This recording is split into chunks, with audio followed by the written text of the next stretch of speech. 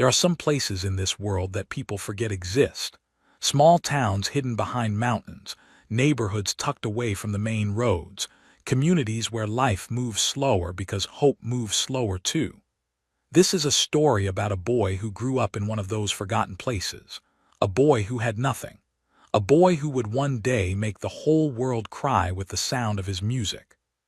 But before all of that, he was just a kid with holes in his shoes and dreams that felt too big for someone like him. His name was. He lived with his mother in a tiny house made of concrete blocks and a roof that leaked when the rain came down hard. The walls were painted blue once, but the years had faded them into something gray and tired. There was no father in that house. He left before could even learn to walk. His mother never talked about him, and learned early not to ask questions that made her eyes go distant and sad. His mother was a cleaner.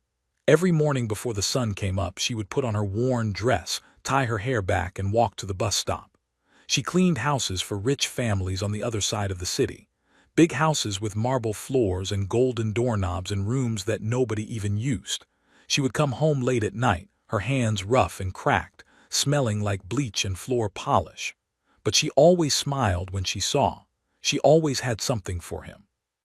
Sometimes it was bread from the kitchen of the family she worked for. Sometimes it was just a story about the beautiful things she had seen that day. Was 7 years old when his life changed forever. It was a Saturday, and his mother had to work extra hours at one of the biggest houses she cleaned.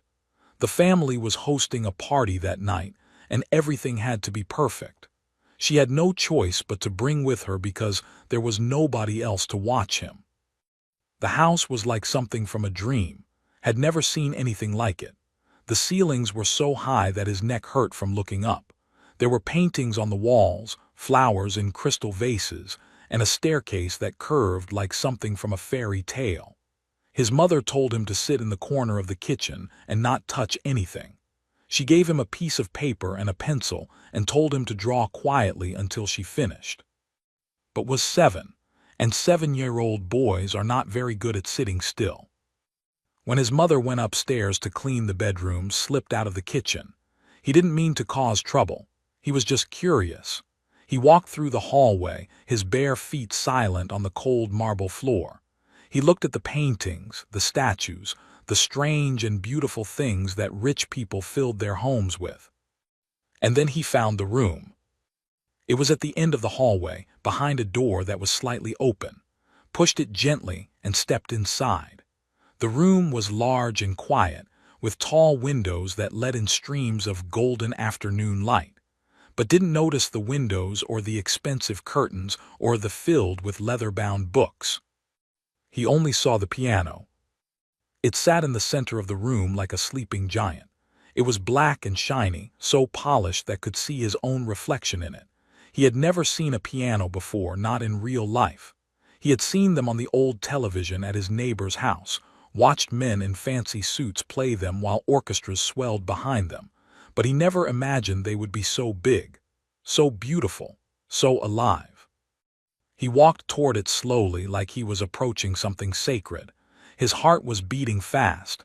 He knew he shouldn't be there. He knew he would get in trouble, but something was pulling him forward, something stronger than fear. He reached out and touched one of the keys. The sound that came out made him gasp. It was soft and clear and perfect. It was like nothing he had ever heard before. He pressed another key, then another. Each note rang out into the quiet room, filling the empty space with something magical. Didn't know how long he stood there, pressing keys one by one, listening to the sounds they made. It could have been minutes. It could have been hours. He was lost in a world he didn't know existed. And then he heard the scream. The lady of the house was standing in the doorway. She was tall and thin, with jewelry around her neck and anger in her eyes. She screamed for Smother. She screamed about the dirty boy touching her piano. She screamed about how people like them couldn't be trusted. Smother came running. Her face went pale when she saw standing next to the piano. She grabbed his hand and pulled him away, apologizing over and over again. Her voice was shaking. Her eyes were filled with tears she was trying not to let fall. They almost lost everything that day. The lady wanted to fire his mother on the spot. But another woman, maybe a relative or a friend, calmed her down. She said it was just a child being curious. She said no harm was done. His mother didn't say a word on the bus ride home. She just held his hand tightly and stared out the window. When they got home, she sat him down at the kitchen table and looked at him with eyes that were tired and sad and something else. Something that looked like understanding. She asked him why he did it. Why he touched the piano when he knew he wasn't supposed to. Didn't know how to explain it. He was only 7. He didn't have the words for what he felt, so he just said the only thing that made sense to him. He said the piano was calling him. His mother looked at him for a long time. Then she pulled him into her arms and held him tight. She didn't say anything. She didn't need to. In that moment, something passed between them. An understanding that this wasn't just a child's curiosity. This was something deeper, something that would shape the rest of his life. That night couldn't sleep. He lay on his thin mattress, staring at the ceiling, listening to the sounds of the neighborhood outside. Dogs barking, people talking, a radio playing somewhere far away. But in his mind, he heard something else. He heard the piano. He got up quietly and found an old cardboard box in the corner of the room. He tore it apart and flattened it out. Then, with the same pencil his mother had given him that morning, he drew a piano. He drew the black keys and the white keys, spacing them out the way he remembered from that afternoon. When he was done, he sat in front of his cardboard piano and placed his fingers on the drawn keys. He closed his eyes and pressed down, imagining the sounds, hearing them in his head even though no real sound came out. From that night on, practiced on his cardboard piano every single day. He would sit in the corner of his tiny room, his fingers moving silently over the paper keys, playing songs that only he could hear. The other kids in the neighborhood thought he was strange. They laughed at him when they saw him through the window, pressing down on nothing, moving his fingers like a crazy person. But didn't care what they thought. He had found something that day in the rich woman's house. He had found a piece of himself that he didn't know was missing. And even though he had nothing, even though he was just a poor boy from a forgotten town with a cardboard piano and impossible dreams, he made himself a promise. One day he would play for real. One day the whole world would hear his music. He didn't know how, he didn't know when, but he believed it with every part of his young heart. And sometimes, belief is where every great story begins. Years passed, and the little boy with the cardboard piano grew into a teenager. Was 15 now, taller, thinner, with hands that had grown rough from work. But his eyes still held that same fire, that same hunger that had been born the day he touched the piano in the rich woman's house. Life had not gotten easier. If anything, it had gotten harder. His mother's health was not what it used to be. Years of scrubbing floors and breathing cleaning chemicals had taken their toll. She coughed at night, a deep rattling sound that scared more than he would ever admit. But she still went to work every morning. She still came home every night with tired eyes and a smile just for him. Did everything he could to help. After school, he worked. He carried groceries for the old women at the market. He washed cars in the parking lots of shopping centers.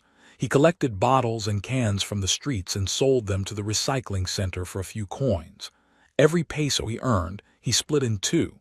Half went to his mother for food and medicine. The other half went into a small tin box he kept hidden under his mattress. That box held his impossible dream. He was saving for piano lessons. Had done the math 100 times. Piano lessons at the music school in the city cost more money than his mother made in a month. At the rate he was saving, it would take him years to afford even a few weeks of instruction. But he kept saving anyway. He kept believing anyway, because giving up felt like dying and was not ready to die. He still practiced on his cardboard piano every night. Over the years, he had made new ones as the old ones fell apart. He had watched videos on the old computer at the public library, studying how real pianists moved their fingers, how they held their wrists, how they swayed with the music. He memorized everything he could. He taught himself to read the basics of sheet music from a torn book he found in the trash behind a bookstore. But he knew it wasn't enough. He knew that to really play, to really become what he dreamed of becoming, he needed a teacher. He needed a real piano. And then one afternoon, everything changed.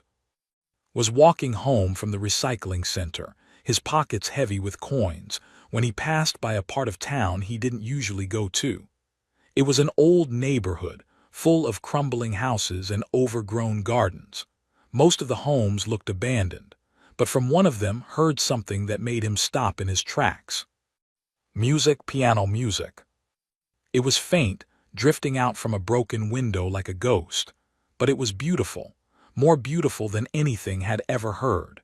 The notes were sad and slow, filled with a loneliness that understood deep in his bones. He followed the sound. The house was small and falling apart. The paint was peeling, the roof was sagging, and weeds had taken over what used to be a garden. But the music kept playing, drawing closer like a spell. He stood at the gate for a long time, just listening. When the music finally stopped, he found the courage to knock on the door. The man who opened it was old, very old. His hair was white and wild, his face was lined with wrinkles, and his eyes were cloudy with age. He looked at with suspicion, the way people in poor neighborhoods looked at strangers. Didn't know what to say. His mouth was dry, his heart was pounding, but he forced the words out anyway. He told the old man that he heard him playing. He told him it was the most beautiful thing he had ever heard. And then, before he could stop himself, he told the old man everything. About the day in the rich woman's house, about his cardboard piano, about his dream that felt more impossible with every passing year. The old man listened without saying a word. When finished, there was a long silence. Then the old man asked a question that surprised him.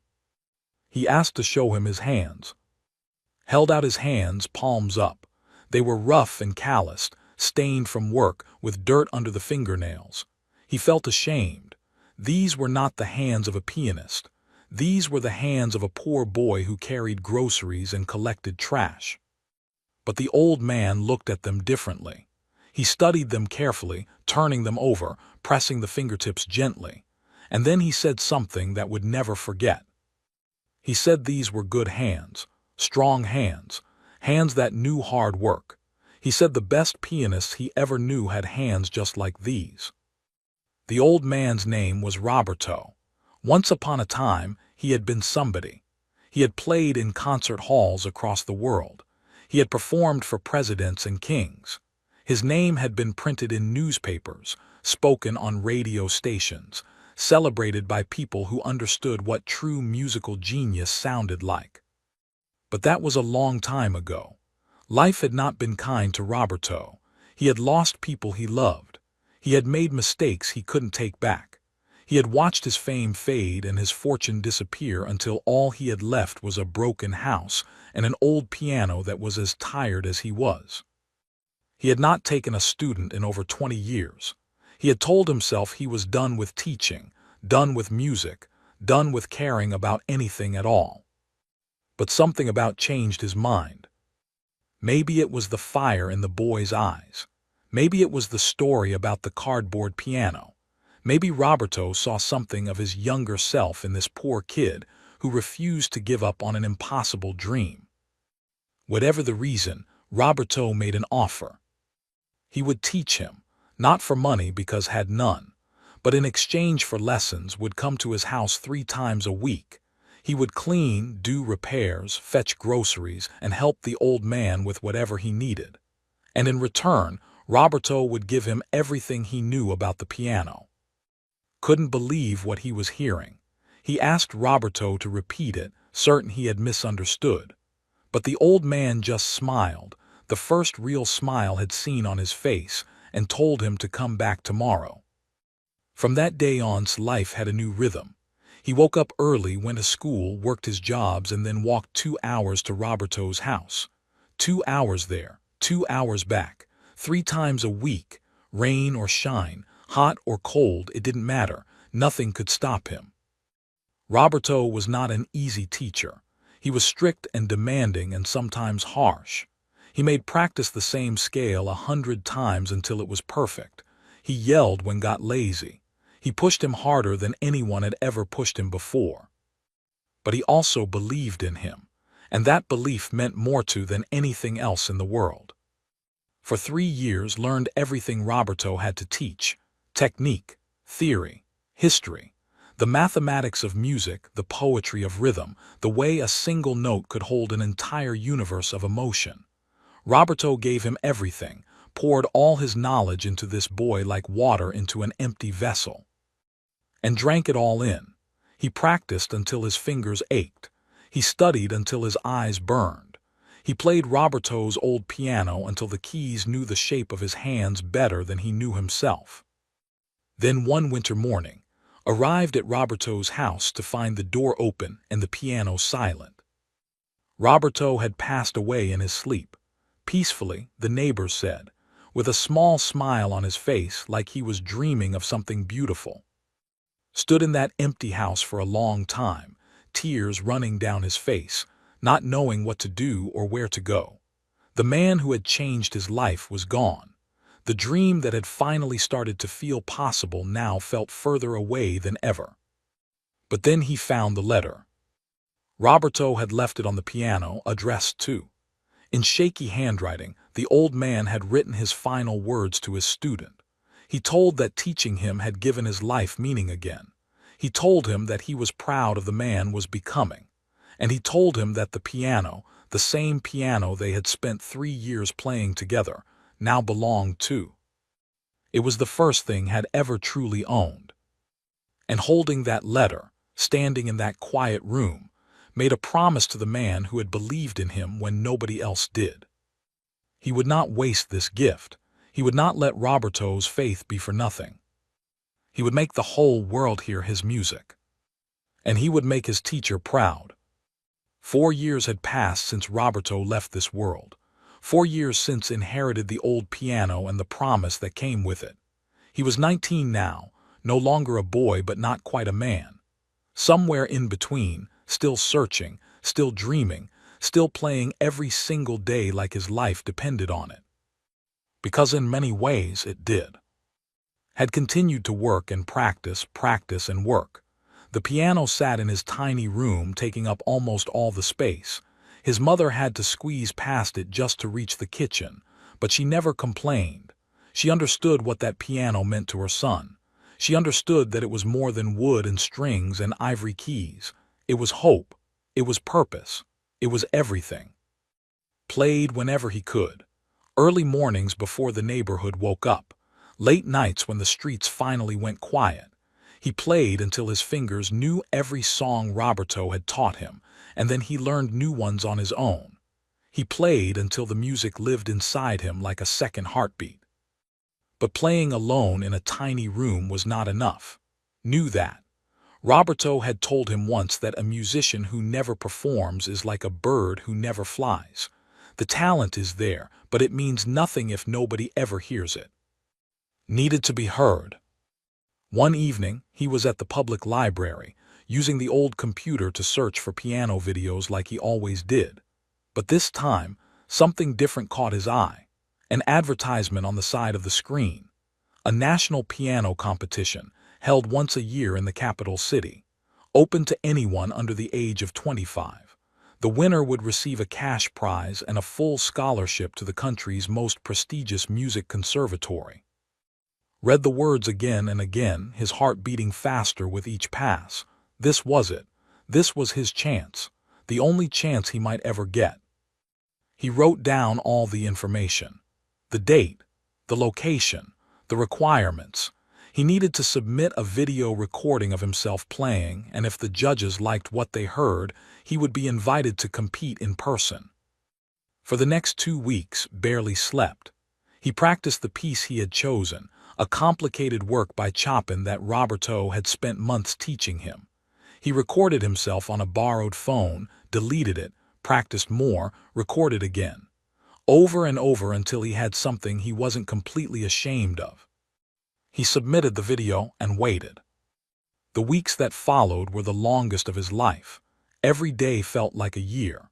Every night was filled with dreams of rejection, of failure, of being told he wasn't good enough. He tried to prepare himself for disappointment. He told himself that even if he didn't get selected, at least he had tried. At least he had been brave enough to put himself out there. But deep down, he wanted it so badly that it hurt. Then the letter came. His mother was the one who found it in the mailbox.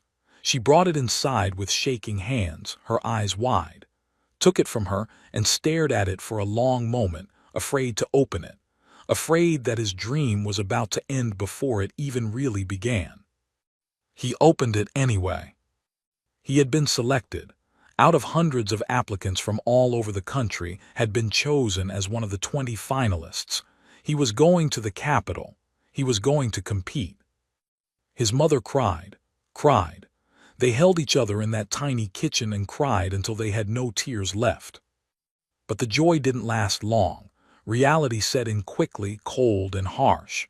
The competition was in 3 weeks. The capital was hundreds of miles away. Needed money for the bus ticket, money for a place to stay, money for food, money he didn't have. He sold everything he could. His watch, which had been a gift from Roberto, his old bicycle, even some of his clothes. His mother tried to give him her savings, the small amount she had put away for emergencies, but refused. He couldn't take that from her. He wouldn't. In the end, it was the neighbors who saved him. Word had spread through the community about the poor boy with the piano who had been selected for a national competition. People who had known his whole life, who had watched him grow up, who had seen him practice on cardboard and walk 2 hours to an old man's house, came together to help. They gave what they could. Some gave money. Some gave food for the journey. One old woman gave him a dress shirt that had belonged to her late husband. It was a little faded and a little too small, but it was the nicest thing had ever owned. The night before he left, sat at his piano and played for his mother. He played all the songs she loved, all the songs that made her smile. When he finished, she took his face in her rough, cracked hands and looked into his eyes. She told him that no matter what happened, she was proud of him. She told him that he had already won just by getting this far. She told him that his father, wherever he was, would be proud too. Didn't know about that last part, but he held on to the rest. The bus ride to the capital took 14 hours. Sat by the window, watching the countryside change from familiar to foreign. Small towns gave way to bigger towns. Bigger towns gave way to the city. And the city was like nothing had ever seen. Tall buildings that touched the clouds. Streets filled with cars and noise and people rushing everywhere. Everything was fast and loud and overwhelming. The competition was held in a grand concert hall in the center of the city. Had seen pictures of it online, but the pictures didn't do it justice. The building was massive, with tall columns and wide stairs and doors that looked like they were made for giants. Stood at the bottom of those stairs for a long time, just staring up, feeling smaller than he had ever felt in his life. He walked inside. The lobby was filled with people, young pianists from all over the country, surrounded by their families and teachers and supporters. Looked around and felt his stomach drop. These people were different from him. Everything about them screamed wealth and privilege. The boys wore tailored suits that fit perfectly. The girls wore elegant dresses that probably cost more than his mother made in a year. They carried themselves with confidence, chatting and laughing like they belonged here, because they did belong here. This was their world. Looked down at himself, his faded shirt, his old pants, his shoes with the holes in the soles that he had tried to cover with pieces of cardboard. He looked like exactly what he was. A poor boy from a forgotten town who had no business being in a place like this. And the others noticed. A group of contestants standing nearby looked over at him. One of them, a tall boy with slick-back hair and an expensive watch, whispered something to his friends. They laughed. Pretended not to hear. He walked to the registration desk and gave his name. The woman behind the desk looked at him with barely hidden surprise, then handed him his number. 17. He was contestant number 17. He found a corner and sat down alone. He tried to make himself invisible. He tried to focus on the music, on the piece he had practiced 1,000 times, on Roberto's voice in his head telling him to breathe, to feel, to let the music speak. But the whispers followed him. Look at his shoes. Look at his shirt. Where did he come from? Did he get lost? Maybe he's here to clean the floors after the competition. Heard every word. Each one landed like a punch to his chest. He kept his eyes down, kept his hands steady, kept telling himself that it didn't matter, that the piano didn't care what he wore, that the music didn't see his poverty. But it hurt, God, it hurt. The tall boy with the slick-back hair walked over to him. He stood right in front of, blocking his view, forcing him to look up. The boy smiled, but it wasn't a kind smile. It was the smile of someone who had never been told no in his entire life, someone who had always had everything handed to him. He asked where his teacher was, said he didn't have one, not anymore. The boy laughed. He asked where studied, told him the name of his small town. The boy had never heard of it. Nobody had ever heard of it. Then the boy leaned in close and said something that burned itself into his memory forever. He said that competitions like this were for real musicians, not charity cases. He said should go home before he embarrassed himself. Then he walked away, still laughing, his friends patting him on the back like he had just told the funniest joke in the world. Sat there alone, his eyes stinging with tears he refused to let fall. For a moment, just one terrible moment, he thought about leaving. He thought about walking out of that beautiful building, getting back on the bus, and going home to his tiny room and his mother's arms and his piano that nobody would ever hear. But then he heard Roberto's voice, clear as day, like the old man was sitting right beside him. The piano doesn't see your clothes, it only hears your soul. Closed his eyes, he took a deep breath. He let the anger and the shame and the hurt settle into something else, something harder, something stronger. He wasn't going anywhere. These people could laugh at his shoes. They could mock his shirt. They could whisper about where he came from and who he was and what he didn't have. But when he sat down at that piano, none of that would matter. When he played, they would hear him. They would all hear him. The hours crawled by like years. Sat in that corner, watching contestant after contestant walk through the doors that led to the stage. Some came back smiling. Others came back with tears in their eyes. All of them came back looking like they had just faced something bigger than themselves. Listened to the muffled sounds of music through the walls. He couldn't hear the notes clearly, but he could feel the vibrations, the rhythm, the life of each performance. These were talented people, trained people, people who had spent their whole lives preparing for moments exactly like this. And soon it would be his turn. His number was 17. The numbers climbed slowly, 12, 13, 14, with each one's heart beat a little faster. His palms grew sweaty, his mouth went dry. He tried to calm himself down. He closed his eyes and thought about his tiny room back home. He thought about his mother's hands, rough from years of work, holding his face and telling him she was proud. He thought about Roberto, sitting at his old piano, teaching him that music was not about perfection. It was about truth. 15, 16. Then they called his number. 17. Stood up. His legs felt weak, like they might give out at any moment. He wiped his palms on his pants and walked toward the doors. He could feel eyes on him. He could hear the whispers starting up again. But he kept walking, one foot in front of the other, just like he had walked to Roberto's house 1,000 times, just like he had walked through life, one step at a time, never giving up. The doors opened and stepped onto the stage. The concert hall was enormous, bigger than anything he had ever imagined. Rows and rows of red velvet seats stretched out before him, climbing up toward the ceiling like a mountain. The walls were decorated with gold trim and crystal chandeliers that sparkled like stars, and in the center of it all, sitting under a single spotlight, was the piano. It was a grand piano, the grandest had ever seen, black and shining with keys that seemed to glow in the light. It was beautiful, it was terrifying, it was everything. Walked toward it slowly. His footsteps echoed in the silence. He could feel hundreds of eyes watching him. The judges sat in the front row, their faces blank and unreadable. The audience filled the seats behind them, a sea of strangers waiting to see what this poor boy in the faded shirt could do. He reached the piano and stood there for a moment, just looking at it. His reflection stared back at him from the polished surface. He saw a young man with tired eyes and rough hands and clothes that didn't belong in a place like this. But he also saw something else. He saw the boy who had touched a piano for the first time in a rich woman's house. He saw the teenager who had practiced on cardboard every night.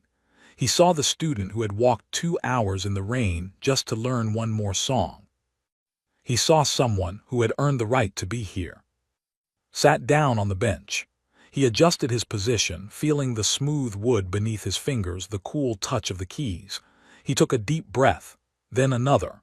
He could hear his own heartbeat, loud and fast like a drum in his chest.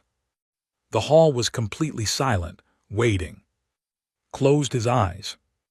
He thought about his mother, alone in their tiny house, probably praying for him right now. He thought about Roberto, who had given him everything and asked for nothing in return. He thought about all the people who had laughed at him, who had told him he didn't belong, who had looked at his shoes and his shirt and decided he was nothing. And then he thought about the music that had saved him, the music that had given him hope when he had nothing else, the music that lived inside him like a fire that refused to go out. He opened his eyes, he placed his fingers on the keys, and he began to play. The first notes of Chopin's Ballade No. 1 floated into the air like a whisper, soft and gentle, almost hesitant, like a child taking its first steps. Let the music guide him, let it flow through his fingers without forcing it, without trying to control it. The melody grew. It swelled and expanded, filling the concert hall with sound. Leaned into the piano, his body moving with the rhythm, his eyes half closed, his face lost in concentration. He wasn't thinking about the judges anymore. He wasn't thinking about the audience or the other contestants or the boy who had told him to go home. He wasn't thinking about anything at all. He was just feeling. He felt the years of struggle, the poverty, the hunger, the shame of being the poor kid who couldn't afford real piano lessons. He felt the loneliness of practicing alone in his tiny room while other kids played outside. He felt the weight of his mother's sacrifices, all the hours she had worked just to keep him fed and clothed and dreaming. And he poured all of it into the music. The piece grew more intense.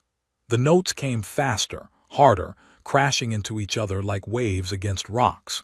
His fingers flew across the keys with a speed and precision that surprised even him. It was like the piano had become part of his body, an extension of his soul, speaking the words he had never been able to say out loud. He played the pain of losing Roberto, the grief that had nearly broken him, the promise he had made to the old man who had believed in him when nobody else did. He played the anger of being mocked and dismissed, the hurt of being judged for things he couldn't control, the fire that had kept him going when giving up would have been so much easier. And then, as the piece reached its final movement, something shifted. The music softened. The storm gave way to something quieter, something tender, played the love he felt for his mother, the gratitude he felt for every person who had ever helped him, the hope he still carried even after everything that maybe, just maybe, his dreams could come true. The final notes hung in the air like a prayer, soft, pure, beautiful. And then silence. Sat at the piano, his hands still resting on the keys, his chest rising and falling with each breath. He didn't move. He couldn't move. He had given everything he had, every piece of himself, and now he was empty. For a moment nothing happened. The silence stretched on, heavy and thick. Then looked up, and he saw something he would never forget for the rest of his life. People were crying. The judges in the front row had tears streaming down their faces. The audience behind them was the same. Men and women, young and old, all of them wiping their eyes, sniffling, trying to hold back sobs. The boy with the slick-back hair, the one who had told to go home, was sitting in the third row. His face was wet. His hands were shaking. He looked at like he was seeing him for the first time. Nobody moved. Nobody spoke. The entire concert hall was frozen in that moment, held captive by what they had just witnessed. Then one person stood up, then another, then another. And then the whole hall was on its feet, clapping, cheering, crying. The sound was like thunder, rolling through the room, shaking the walls, filling every corner with noise. Sat at the piano, overwhelmed, unable to process what was happening. Tears were falling down his own cheeks now. He couldn't stop them. He didn't want to stop them. He had done it. He had made them hear him. Not just his music, not just his technique. His soul. The applause went on, wave after wave, like it would never end. People were calling his name. Strangers were reaching toward the stage like they wanted to touch him. Stood up slowly. His legs were trembling. He bowed the way Roberto had taught him, deep and respectful. And as he stood there in that grand concert hall, surrounded by people who had finally seen him for who he really was, he thought about the little boy who used to practice on cardboard. That boy had believed, against all odds, that one day the world would hear his music. And tonight, that boy's dream had finally come true. The rest of that night felt like a dream. Walked off the stage in a daze, his ears still ringing with the sound of applause, his heart still pounding from everything that had just happened. People reached out to shake his hand as he passed. Strangers smiled at him with wet eyes. The same people who had whispered about his shoes and his shirt now looked at him like he was someone worth knowing. He found a quiet corner backstage and sat down, trying to catch his breath, trying to make sense of it all. His hands were still trembling. He looked at them, these rough hands that had carried groceries and washed cars and collected bottles from the street. These hands that had practiced on cardboard for years. These hands that had just made an entire concert hall weep. He didn't know if he had won. The competition wasn't over yet. There were still a few more contestants to perform, and then the judges would deliberate, and then the results would be announced. Tried to tell himself that it didn't matter, that the applause was enough, that being heard was enough. But deep down, he wanted to win. He wanted it more than he had ever wanted anything. The final contestants performed, and then the waiting began. All 20 finalists were gathered in a large room backstage, sitting in rows of chairs, staring at the door where the judges would eventually appear. Some people talked nervously. Others sat in silence. Kept his eyes on the floor, replaying his performance in his head, wondering if he could have done anything better, wondering if it was enough. An hour passed, then another. And then the door opened. The head judge walked in, a tall woman with silver hair and a serious face. She held an envelope in her hands. The room went completely silent. She thanked everyone for participating.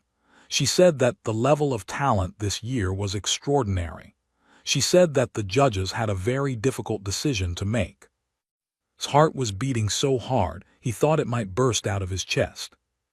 The woman opened the envelope. She looked at the paper inside, and then she spoke. Third place went to a girl from the northern region. She screamed and hugged her parents, tears streaming down her face. Second place went to a boy from the capital.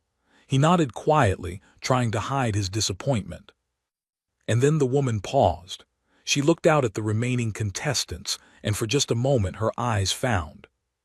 First place, she said, the winner of this year's national piano competition, the recipient of the full scholarship to the National Conservatory of Music. She said his name. Didn't move. He couldn't move. He sat there frozen, certain he had heard wrong, certain this was some kind of mistake. But then people were turning to look at him. People were clapping. People were calling his name, the same name the judge had just spoken, and suddenly it was real. It was real.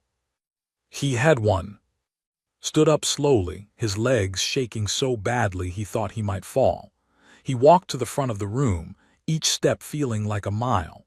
The head judge shook his hand and gave him the envelope containing his prize.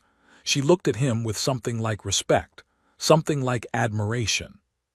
She told him quietly, so only he could hear, that in 30 years of judging competitions, she had never seen anything like his performance. She told him that he didn't just play the piano, he spoke through it.